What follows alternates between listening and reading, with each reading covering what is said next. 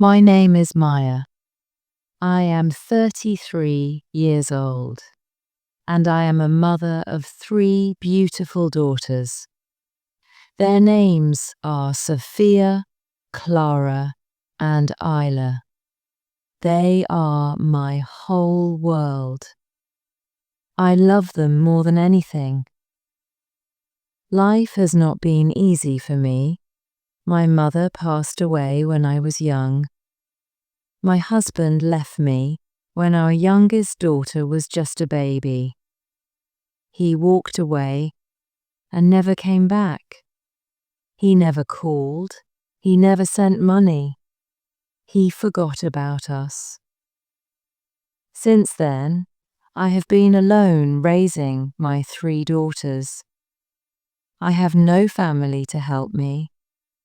I have no big house. I have no extra money. I live in a small apartment in Maplewood Town. Every month I pay rent. Every month I worry. I do not have a good job. I do not have a college degree. I do not have many choices.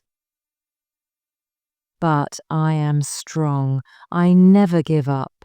I work as a cleaning lady.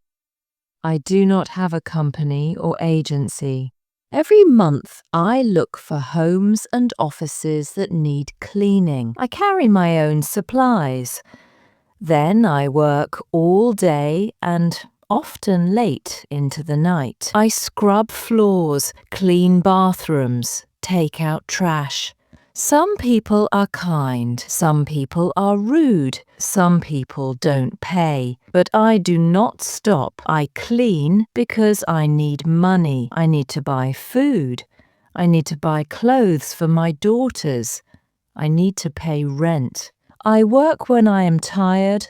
I work when I am sick. I work when I want to cry. Sometimes I look at my daughters while they sleep. They are so peaceful. They are so beautiful. I touch their small hands. I kiss their foreheads. I whisper, "I love you." I want to give them a good life.